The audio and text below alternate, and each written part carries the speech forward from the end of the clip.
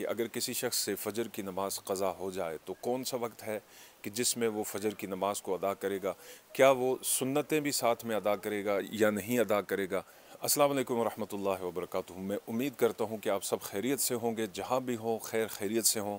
अल्लाह ताला आपको अपनी हिफ्ज़ व अमान में रखे, ईमान की सलामती अता फ़रमाए, हर किस्म की आफ़ात व बलियात से महफूज़ व मामून रखे। आज की वीडियो का उन्वान है कि अगर किसी शख्स से फ़जर की नमाज़ क़ज़ा हो जाए तो कौन सा वक्त है कि जिसमें वो फ़जर की नमाज़ को अदा करेगा। क्या वो सुन्नतें भी साथ में अदा करेगा या नहीं अदा करेगा। इंशाअल्लाह इसके ऊपर तफसील से बात करूँगा इस वीडियो में। हमेशा की तरह आपसे मुल्तमिस हूँ, अगर आप इस चैनल दीन ऑनलाइन पे नए आए हैं तो बराए मेहरबानी इस चैनल को सब्सक्राइब कीजिए, बेल आइकन के बटन को ज़रूर प्रेस कीजिए और इस वीडियो को सवाब की नीयत से दूसरों के साथ लाजमी शेयर कीजिए, ताकि जिन तक ये मसला नहीं पहुँचा या जो लोग इस मसले को नहीं जानते, आपके तवस्सुत से उनके इल्म में इजाफ़ा होगा। और यकीन जानिए कि अगर दीन की कोई एक बात आपके ज़रिए से किसी तक पहुँच गई और उसने अमल कर लिया तो ये दुनिया आखिरत में कामयाबी का एक ज़रिया भी बन सकती है। अल्लाह कबूल और मंजूर फरमाए। सवाल यह है कि एक शख्स, उससे फ़जर की नमाज़ क़ज़ा हो गई, अब वो जब उठा तो वो क्या करेगा। आया वो सुन्नतें पढ़ेगा या नहीं पढ़ेगा। देखिए, अगर किसी शख्स ने फ़जर की नमाज़ को क़ज़ा कर लिया, अब जैसे ही फ़जर का वक्त ख़त्म होगा और सूरज तुलू होने लगेगा तो ये तकरीबन 20 मिनट आप एहतियातन इसको कर लें, यानी 20 मिनट तक आप इंतज़ार करें। ज़वाल का वक्त जिस वक्त ख़त्म हो जाए तो उसके बाद आप जो है ना 2 सुन्नतों की भी क़ज़ा कर लें और 2 फ़र्ज़ भी पढ़ लें। अब यहाँ पर सवाल ये है कि ये सुन्नतों की क़ज़ा क्यों है। देखिए, बाज़ उलमा कहते हैं कि नहीं, इनकी क़ज़ा नहीं है, उनका भी मौक़िफ़ दुरुस्त है। लेकिन जिन उलमा ने फ़जर की सुन्नतों की क़ज़ा का कहा है वो इसलिए कहा है कि हदीस मुबारका के अंदर है, नबी पाक सल्लल्लाहु अलैहि वसल्लम ने इन 2 सुन्नतों की बहुत ही ताकीद फरमाई है, नसीहत फरमाई। अरशाद फरमाया कि इन्हें हर हाल में पढ़ो। अरशाद फरमाया कि ये फ़जर की 2 सुन्नतें जो हैं मुझे दुनिया माफ़ीहा की हर चीज़ से ज़्यादा महबूब हैं।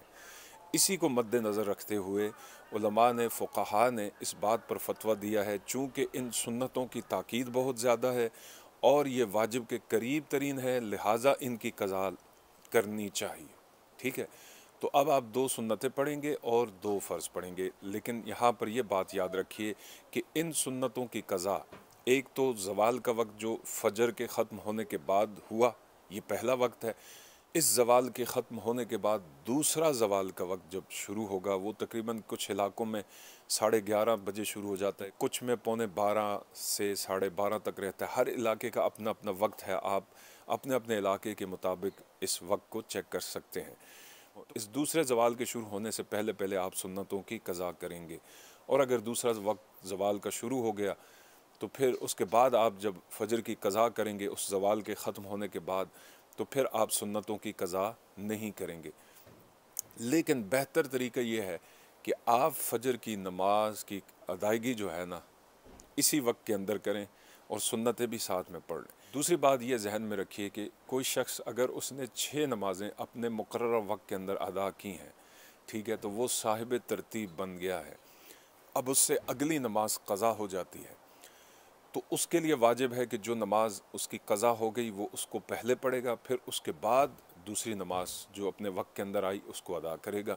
मसलन उससे फ़जर की नमाज क़ज़ा हो गई तो अब ज़ोहर का वक्त करीब है या ज़ोहर का वक्त आ गया है, तो पहले वो फ़जर की नमाज़ पढ़ेगा, फिर उसके बाद ज़ोहर की पढ़ेगा, क्योंकि उसके लिए तरतीब को कायम रखना वाजिब होगा। लेकिन 2 सूरतें ऐसी हैं कि जिसमें वो तरतीब को साकित कर सकता है।